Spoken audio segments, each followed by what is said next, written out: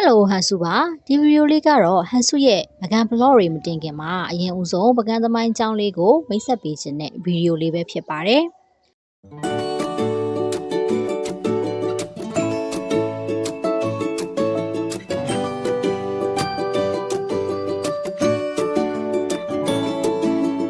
ဂမ်ဘီယာဆိုရင်မြန်မာယဉ်ကျေးမှုရဲ့အစမြန်မာစာပေရဲ့အစမြန်မာသမိုင်းရဲ့အစဆိုတဲ့အတိုင်းပေါ့နော်မြန်မာပြည်သူတွေရဲ့နှလုံးသားတစ်ပွဲတည်ရှိနေတဲ့နေရာတစ်ခုလည်းပဲဖြစ်ပါတယ်။ပကံကိုတော့စင်လာမသားချက်များအရာခရစ်နှစ်109ခုနှစ်ရုံလွတ်ကျွန်းအရက်မှာစတင်တည်ထောင်ခဲ့တယ်လို့ဆိုပါတယ်။စတင်တည်ထောင်သူကတော့သမုဒ္ဒရမင်းဖြစ်ပြီးတော့ကြေးရွာ19ရွာကိုစုစည်းတည်ထောင်ခဲ့ခြင်းလည်းဖြစ်ပါတယ်။အဲ့ဒီ19ရွာနဲ့ညောင်ရွာဆိုလို့ရှိရင်တော့ယနေ့တိုင်မူလနာမည်ဖြစ်ရှိနေသေးပါပဲ။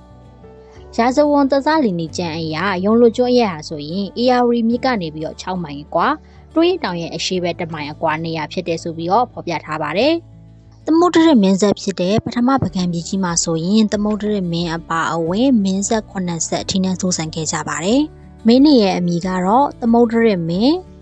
ရတိချောင်မင်းပြူစောထီမင်းထီမင်းရင်မင်းရင်မင်းပိုက်မင်းပိုက်သေးလေမင်းနဲ့တေလေချောင်မင်းတို့ဖြစ်ပါတယ်။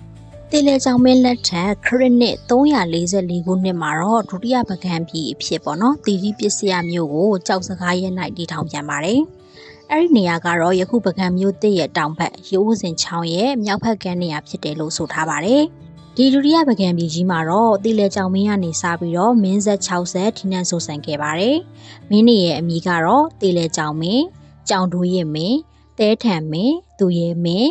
တရမွန်ဖျားမင်းတိုက်တံမင်းတို့ဖြစ်ကြပါတယ်။ခရစ်နှစ်916ခုနှစ်တိုက်တံမင်းလက်ထက်မှာတော့တတိယပကံပြည်ကိုတည်ထောင်ပြန်ပါတယ်။တံပဝရီလို့အမည်မဲ့ခေါ်ထားတဲ့ဒီတတိယပကံကတော့ရွာဆိုင်ရွာဟောင်းနေရာမှာတည်ထားခဲ့ခြင်းဖြစ်ပါတယ်။ပကံခင်နှောင်းကာလမှာတော့အဲ့ဒီအရက်မှာမိဖုရားဖွားစောနေထိုင်ခဲ့ပူးတာကိုအကြောင်းပြုပြီးတော့ဖွားစောရွာလို့လည်းခေါ်ကြပါသေးတယ်။တိုက်တံမင်းလက်ထက်ကနေစတင်ခဲ့တဲ့ဒီတတိယပကံပြည်ကြီးမှာတော့မင်းဆက်22ဆက်ထိနဲ့ဆိုးဆန်ခဲ့ကြပါတယ်။အုပ်ချုပ်ခဲ့တဲ့ဘုရင်တွေကတော့တိုက်တံမင်းတီလေကြောင်ငယ်မင်းတီလေပိုင်မင်းခန်းလောင်းမင်းခန်းလက်မင်းထွန်တိုင်မင်းထွန်ပြစ်မင်းထွန်ချစ်မင်းပုတ်သားစောရဟန်းမင်းရွှေအုံသီးမင်းပိတ်တုံမင်းပိတ်တောင်းမင်းမင်းခွေးမင်းမြင်းကျွေးမင်းတိန်ရမင်းတိန်ခွန်မင်းရွှေလောင်းမင်းထွန်ထွင်းမင်းရွှေမောင်မင်း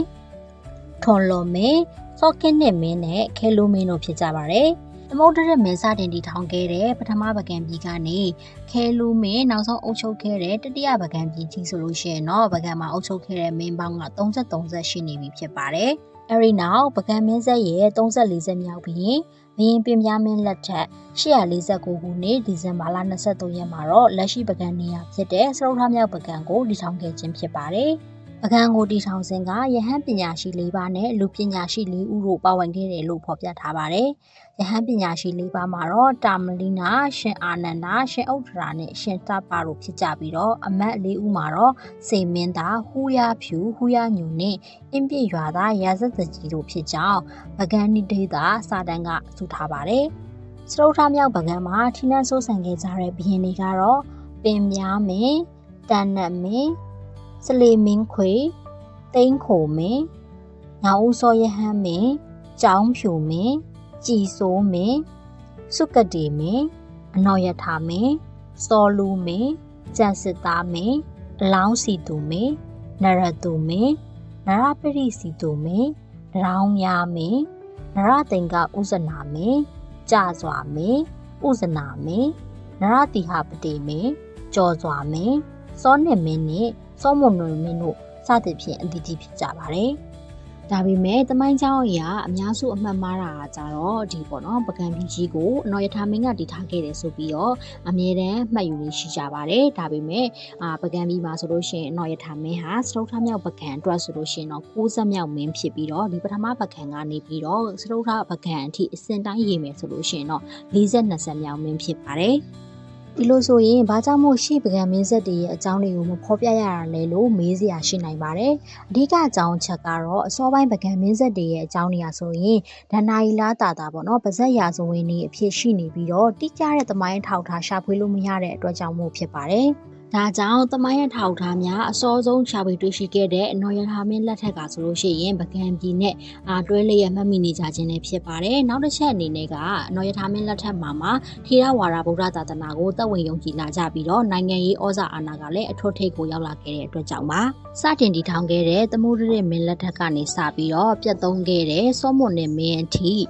ပထမပကံပြည်ကနေပြီးတော့နောက်ဆုံးစရုထပကံအထိဆိုလို့ရှိရင်ပကံပြည်မှာအုပ်ချုပ်ခဲ့တဲ့ထိနန်းဆိုးဆန်ခဲ့တဲ့မင်းပေါင်း50ရှိတယ်လို့ဆိုကြပါတယ်။ဒီနေရာမှာညင်းပွားပဲရှိနေတာကတချို့ကတော့ပကံမင်းဆက်က50ရှိတယ်။တချို့ကတော့မဟုတ်ဘူးပကံမင်းဆက်က50-60ရှိတယ်ဆိုပြီးတော့ပြောနေကြခြင်းပါ။ကျောက်စာမတ်တမ်းများအရာပထမပကံပြည်ကနေပြီးတော့နောက်ဆုံးပြတ်သုံးခဲ့တဲ့စရုထပကံအထိနှစ်ပေါင်း1200ကျော်အတွင်းမှာဆိုရင်နှစ်လမြထိနန်းဆိုးဆန်ခဲ့တဲ့မင်းရင်ဆိုတဲ့ဘရင်တစ်ပါးရှိပါတယ်။အကယ်၍အဲ့ဒီမင်းရင်ဆိုတဲ့ဘရင်ကိုထဲတွင်းတက်ချက်မယ်ဆိုလို့ရှိရင်တော့ပကံမင်းဆက်က50-60ရှိပြီးတော့အကယ်၍ချမ်းလက်ထားခဲ့မယ်ဆိုလို့ရှိရင်တော့ပကံမင်းဆက်က50ပဲရှိရလို့ဆိုနိုင်မှာပဲဖြစ်ပါတယ်။ပင်ပြားမြင့်တည်ထောင်ခဲ့တဲ့စရုထပကံပြည်ကြီးကတော့နှစ်ပေါင်း919နှစ်ကြာထိနန်းသက်ကြာရှိခဲ့ပြီးတော့စောမွန်နဲ့လက်ထက်ခရစ်နှစ်1368ခုနှစ်မှာပြတ်သုံးခဲ့ရကြောင်းကိုမြန်မာရာဇဝင်မှတ်တမ်းများမှာဖော်ပြထားပါတယ်။ပကံရဲ့နောက်ထပ်ထူးခြားချက်တစ်ချက်ကတော့ဇီပထိုးများပဲဖြစ်ပါတယ်။ရှေးလျားလာတဲ့ပကံခေတ်ကာလတစ်လျှောက်မှာဆိုရင်မိမိဘေးယာတွေမိုးကြီးမက်ယာတွေနဲ့မြို့သူမြို့သားတွေကဇီပထိုးမြောက်များစွာကိုတည်ထားကိုဝယ်ခဲ့ကြပါတယ်။